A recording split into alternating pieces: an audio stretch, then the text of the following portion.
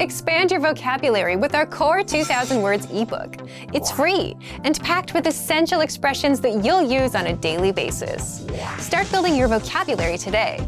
Click the link in the description below to download your free Filipino ebook before it's gone. Learning to carry a conversation is vital to mastery of any language. Even beginners can quickly learn conversational language well enough to carry on real conversations with native speakers. Of course, beginners won't be able to carry a conversation the same way they could in their native language. But just knowing a few tips, like which questions to ask to keep a conversation going, are all you need to speak and interact with real native speakers. Before we get to specific suggestions, let's first take a closer look at how having real conversations in your target language is so vital to your mastery of the language. Communicating with other people is the very point of language, and conversation comes easily in our native tongue. For beginners or anyone learning a new language, conversations aren't easy at all, and even simple greetings can be intimidating and awkward. Nothing kills a conversation faster than long periods of awkward silence, so you need practice and specific strategies to avoid them.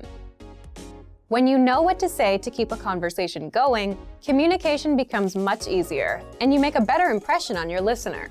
Nothing will help you learn to speak a language faster and truly master the language than having real conversations with native speakers. Conversations quickly expose you to slang, cultural expressions, and vocabulary that force you to absorb and assimilate information faster than any educational setting. And that's a great thing.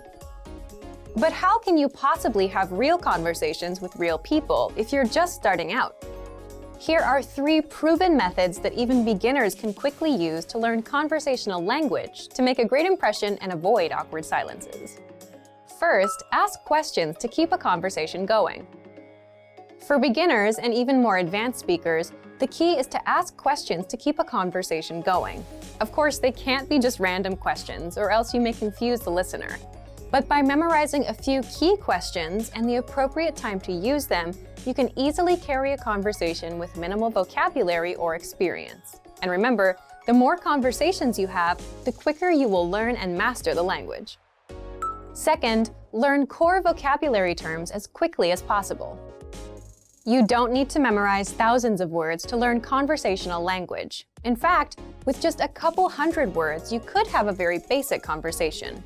And by learning maybe 1,000 to 2,000 words, you could carry a conversation with a native speaker about current events, order in restaurants, and even get directions. To help you get started with this, check out our 2,000 common words, also known as our core list. These 2,000 words are all you need to learn to speak fluently and carry a conversation with a native speaker.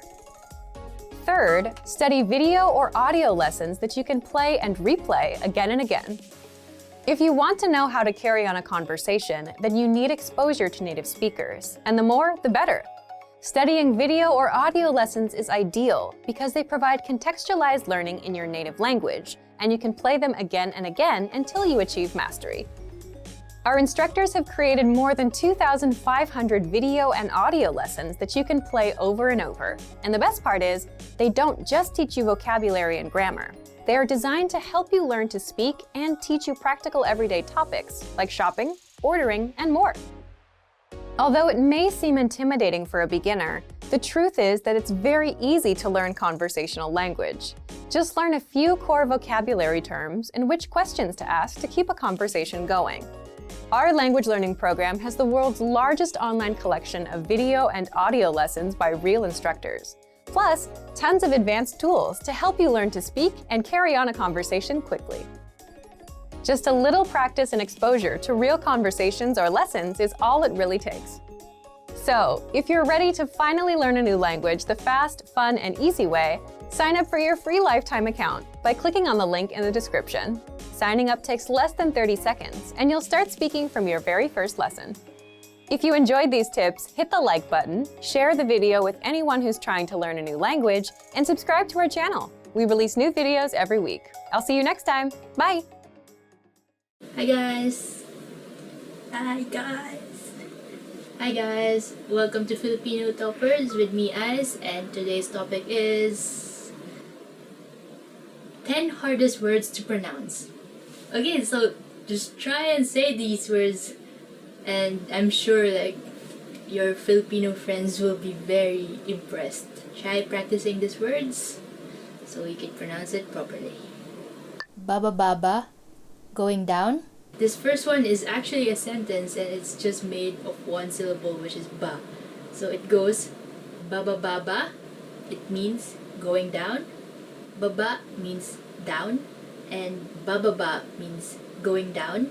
And the ba at the end is like our question marking particle. So baba. If you're going down and someone asks this to you, then you just reply with oo, meaning yes, or bababa. So bababa. It's like the longest conversation in Filipino using one syllable. Bulaklak, flower. Okay, next is bulaklak, meaning flower. For example, mabango ang bulaklak. The flower smells good. Dumadagundong, rumbling. Dumadagundong, meaning rumbling. Doesn't it sound like it's a rumbling noise? Like dumadagundong. It's like all the bass in that word. For example, dumadagundong na ang bagyo sa labas. The storm is already rumbling outside. Dumadagundong. Di ka panipaniwala, unbelievable. Next is di ka panipaniwala, meaning unbelievable. For example, di ka panipaniwala ang sinapit ng pamilya niya. The plight of his family is unbelievable. Kagilagilalas, astounding. Next is kagilagilalas, which means astounding. Hindi na ako nakakakita ng kagilagilalas na pangyayari. I no longer see any astounding events. Kinakailangan, important. Next one is kinakailangan, meaning important. Kinakailangan laging maging tapat sa trabaho. We must always be honest at work. Kumukuti-kutitap, twinkling. Next one is kumukuti-kutitap, meaning twinkling. So I guess the hard part of this is like the vowels, because like it's mostly u, but there's like i and somewhere.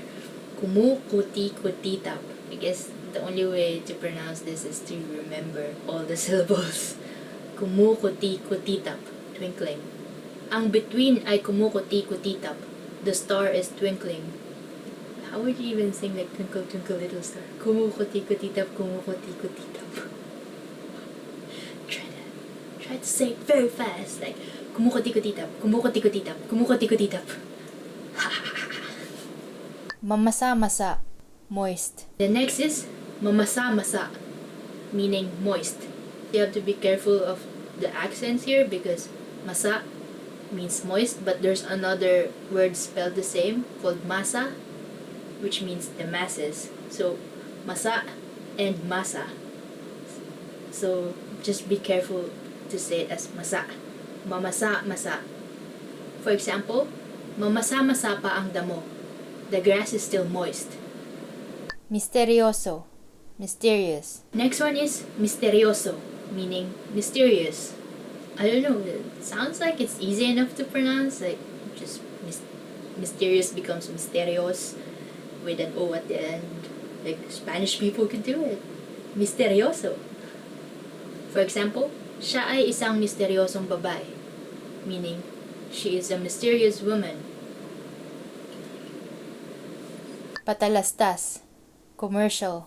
Next one is patalastas, meaning commercial. This one, I actually had a problem saying this when I was a kid, and I just remember it being very hard for me, but yeah, now it's fine. For example, laging maraming patalastas ang laban ni Manny Pacquiao. Manny Pacquiao's fights always have a lot of commercials. Cause yeah, those things like involve a lot of money. So they need a lot of commercials. Okay, and that's it for today. That was 10 hardest words to pronounce. Which do you think is the hardest one to pronounce for you? Like, just comment it down below. Do you have any word that you think is hard for me to pronounce? And I will accept your challenge. Or like, if you could think of any word that is hard to pronounce in Filipino, put it in the comment below. maybe I'll try to say it for you in the next lessons. Anyway, that's it for today. Thank you for watching, and if you like this video, press the thumbs up and subscribe to our channel. And if you want to learn more Filipino, check out our site, filipinopod101.com. See you again next time. Thank you, salamat, and paalam. May isang mag-asawa na tumitingin sa ilang mga floor plan. Anong apartment ang kanilang pupuntahan para tignan? Kung ito kaya, mayroon itong maganda at malawak na sala. Gusto ko ng malawak na sala, pero gusto ko rin ng espasyo para sa parking. Tignan natin. Kung ito kayang isa? Oo, maganda yan. Puntahan ba natin to para tignan? Teka lang, hindi ba masyadong maliit ang aparador? Magandang punto. Mukhang walang perpekto. Teka, ito kayang isa? Nandito ang lahat ng ating kailangan, hindi ba? At may kalakihan din ang aparador. Puntahan natin ito, tignan. Okay. Anong apartment ang kanilang pupuntahan para tignan?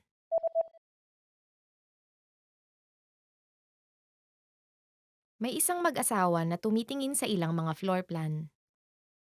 Anong apartment ang kanilang pupuntahan para tignan? Kung ito kaya, mayroon itong maganda at malawak na sala. Gusto ko ng malawak na sala, pero gusto ko rin ng espasyo para sa parking. Tignan natin. Kung ito kayang isa? Oo, maganda yan. Puntahan ba natin to para tignan? Teka lang, hindi ba masyadong maliit ang aparador? Magandang punto. Mukhang walang perpekto. Teka, ito kayang isa? Nandito ang lahat ng ating kailangan, hindi ba? At may kalakihan din ang aparador. Puntahan natin ito, tignan. Okay. May isang lalaking gumagawa ng reserbasyon sa isang hotel. Saang kwarto siya mananatili? Seaside Hotel, ano pong maipaglilingkod ko? Hi, gusto ko sanang manatili ng isang gabi sa ika-22 ng Setyembre. Okay, sige po. Isang gabi sa ika-22 ng Setyembre. Ilang tao po? 2. Ano po ang gusto niyo, sir? Smoking o non-smoking room?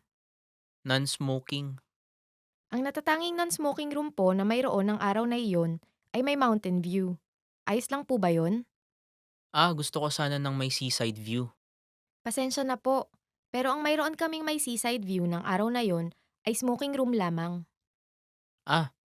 Meron bang non-smoking room na may seaside view sa ika-23 ng Setyembre? Mayroon po. Okay, sa ika-23 ng Setyembre kung ganon. Saang kwarto siya mananatili?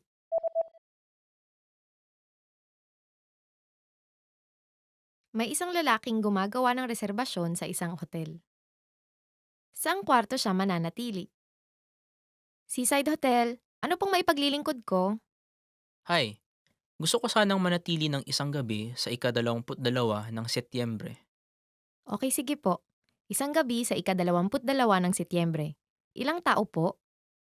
2. Ano po ang gusto niyo, sir? Smoking o non-smoking room? Non-smoking. Ang natatanging non-smoking room po na mayroon ng araw na iyon ay may mountain view. Ayos lang po ba yon? Gusto ko sana ng may seaside view. Pasensya na po, pero ang mayroon kaming may seaside view ng araw na yon ay smoking room lamang. Meron bang non-smoking room na may seaside view sa ika-23 ng Setyembre? Mayroon po. Okay, sa ika-23 ng Setyembre kung ganon. The top 25 phrases. Let's begin. Kamusta ka? Hello, how are you? The first phrase is kamusta ka? Hello or how are you? So when you're meeting someone for the first time, you try to be a bit more polite and say, instead of kamusta ka, you say kamusta po kayo, which is the same as hello, how are you? Magandang umaga. Good morning. So the next word is magandang umaga, which means good morning.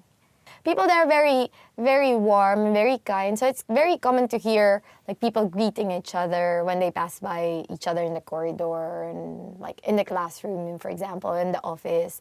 Magandang umaga sa inyong lahat. Magandang tanghali. Good noon. So now what do we say when it's noon? We say magandang tanghali. Good noon. In the Philippines, especially during lunchtime, when you come in and then like it's everyone is eating, you always say magandang tanghali. And then when they hear you say it, you sound as if you're a native speaker. Magandang hapon. Good afternoon. Okay, so when the morning is done, noon is over, then what do you say? Magandang hapon. Good afternoon. Magandang gabi. Good evening. So if you want to say good evening, you say magandang gabi. Anong pangalan mo? What's your name? So what if you're going to ask someone for their name? So you say, anong pangalan mo? Or, what's your name? If you meet someone for the first time, if it's the morning, you say, good morning. What's your name? Magandang umaga. Anong pangalan mo? When you want to ask someone for their name, you need to be polite.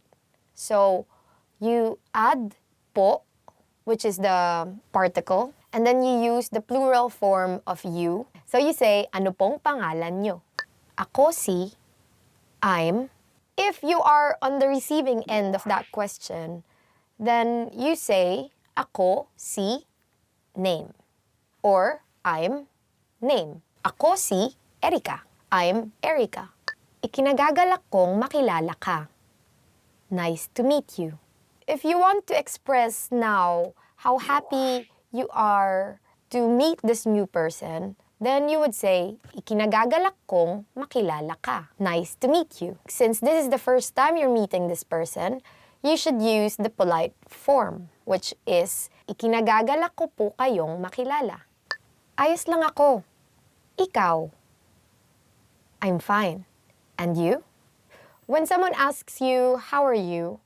Of course, either you are okay or you're not. You will say, you are fine. So how do you say it in Filipino? You would say, ayos lang ako. Ikaw. In English, I'm fine. And you? Or if you are not okay, you can say, ayos lang ako. Ikaw. Paki. Please. So if you want to ask someone for a favor, what would you say? In English, we say please. In Filipino, we use a prefix that we say as paki. We add to another verb. So for example, we say, please bring this to the office. Then you will say in Filipino, pakidala ito sa opisina. Salamat. Thank you. Salamat or thank you. Walang anuman. You're welcome. Then, you also want to be polite and say, you're welcome. Or in Filipino, walang anuman. Oo. Yes. How do you express agreement in Filipino? You say, oo, which means yes. Very simple. For example, there's an older person talking to you and you want to say yes. You should be a bit more polite and say, opo. Hindi. No. So what if you want to say no? Then you use hindi. Or if you want to be polite, you say hindi po. Sige. Okay. So say you have a friend who asks you, do you want to drink with me all night, have party all night, you know, those kind of things. And then you say, yeah, fine, okay. So in Filipino, you say, sige. Paumanhin. Excuse me. So for example, you have an older colleague at work and this person is busy, but you need to ask her for something. So you say, excuse me. And in Filipino, you say, paumanhin or paumanhin po, to be more polite. Patawad. I'm sorry. If you did something really, really bad, then we use patawad. I'm sorry. Anong oras na? What time is it? So what does anong oras na mean? It means, what time is it?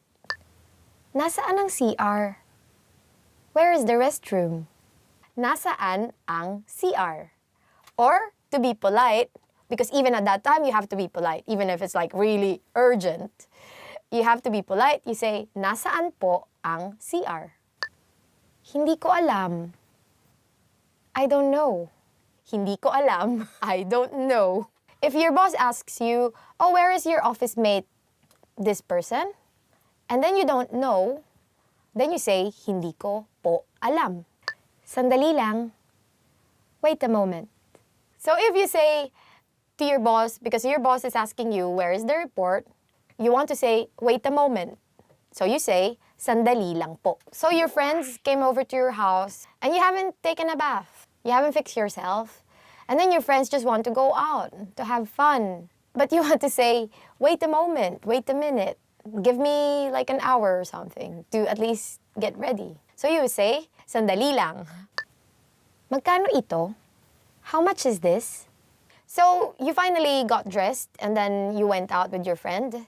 And you are at the mall, like looking at some nice pearls, because in the Philippines we have lots of pearls. How will you ask the salesperson?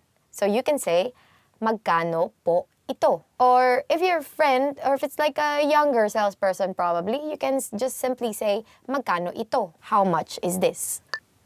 Pwede bang makuha na ang bill? Could I get the check, please?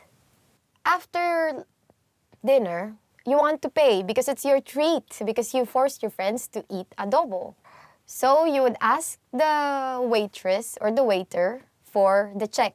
So how do you say it in Filipino? Pwede bang makuha ang bill? Could I get the check, please? Or, if you cannot remember all these, just simply do this. Tulong.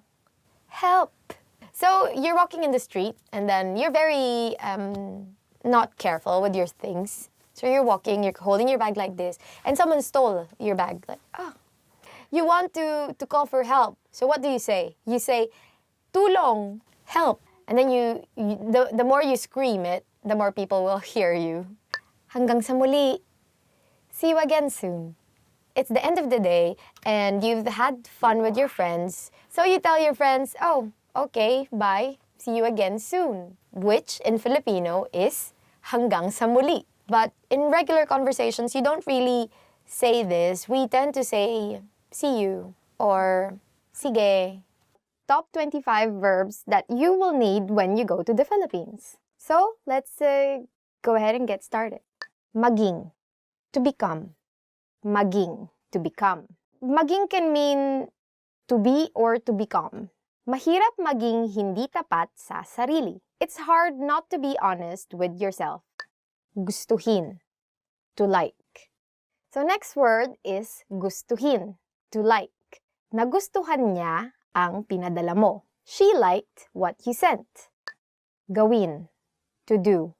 Next word is gawin, which means to do. It's easier said than done. In Filipino, we say, mas madaling sabihin kaysa gawin. And your mom will always use this because your mom always has many things that she wants you to do. Sabihin, to say. So our next verb is sabihin. In English, it can mean either to say or to tell. So for example, we want to say in English, don't tell our secret to anyone. In Filipino, you would say, huwag mong sabihin ang sikreto natin kahit kanino. Ipaliwanag, to explain. Ipaliwanag, to explain.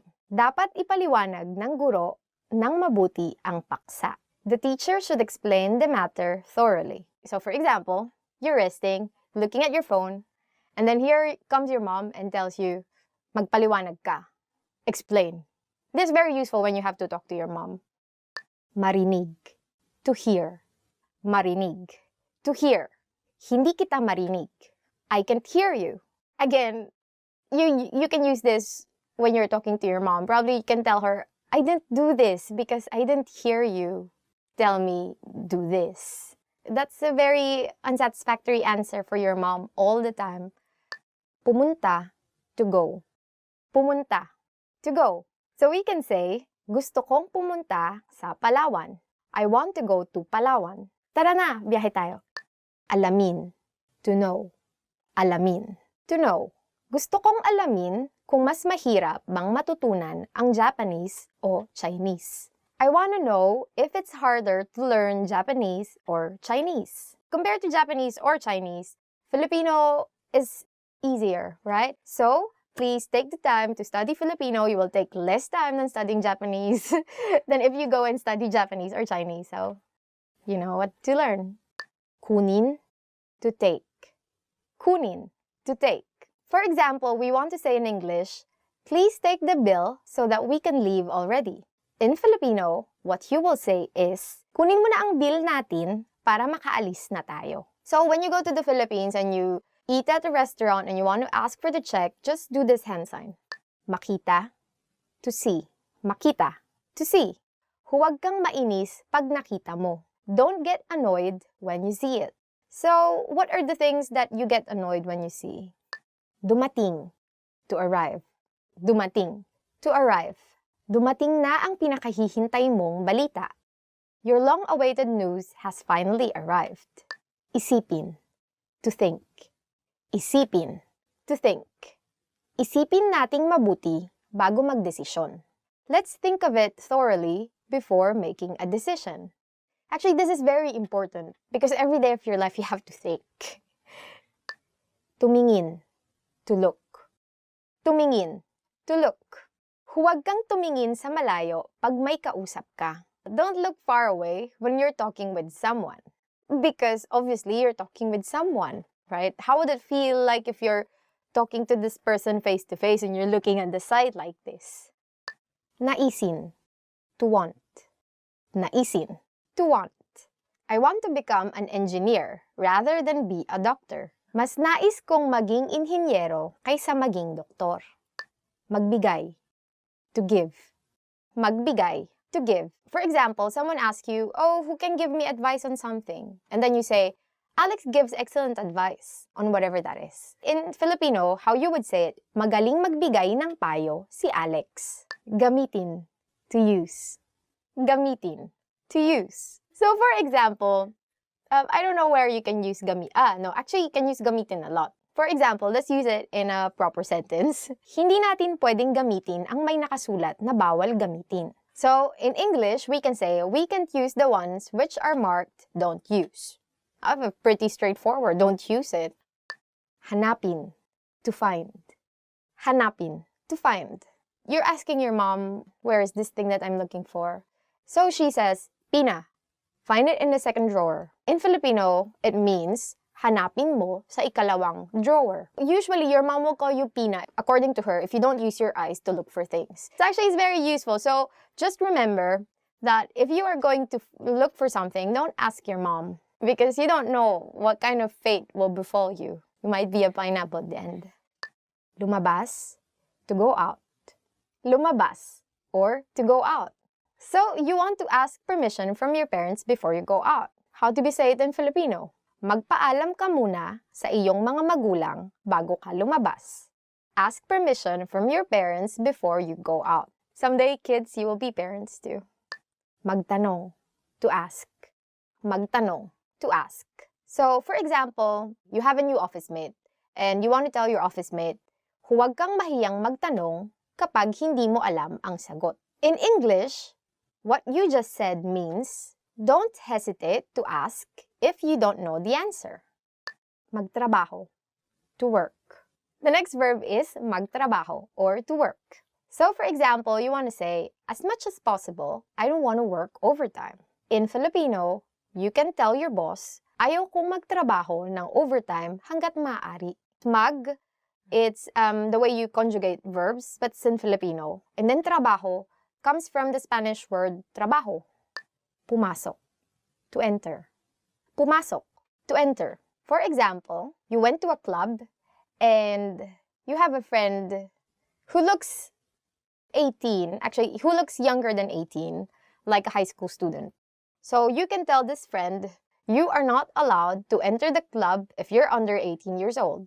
Or in Filipino, bawal pumasok sa club ang mas bata sa 18 taong gulang. Maramdaman, to feel. So next verb is maramdaman, or to feel. For example, you really are irritated with a person And you don't want the person to feel that you're irritated with him or her. So if you want to say in English, I don't want her to feel that I'm frustrated, then you would say in Filipino, ayaw kong maramdaman niya ang inis ko sa kanya. But I think you have to approach her and tell her that you are frustrated. So go ahead and tell her, subukan, to try. Subukan. This, again, some like really inspiring example sentences that we have here. You want to say to your friend, because you want to be really encouraging, why don't you try it before you say that you can't? And assuming that this friend cannot understand English, then you would have to learn the Filipino. You would say, bakit di mo subukan bago mo sabihin na hindi mo kaya? Mag-iwan, to leave. Mag-iwan. It actually means to leave something. You want to say in Filipino, mag-iwan ka ng 500 pesos or ng 500 piso para pambili ng pagkain. In English, please leave 500 pesos to buy food. Tumakbo, to run. Last verb for this lesson is tumakbo or to run. So, for example, you are running and then you realize it's 200 meters already. So you would say, it's tiring to run more than 200 meters. And in Filipino, if you really want to say it, you would say, nakakapagod tumakbo ng higit sa 200 metro. Want to speed up your language learning? Take your very first lesson with us. You'll start speaking in minutes and master real conversations. Sign up for your free lifetime account. Just click the link in the description.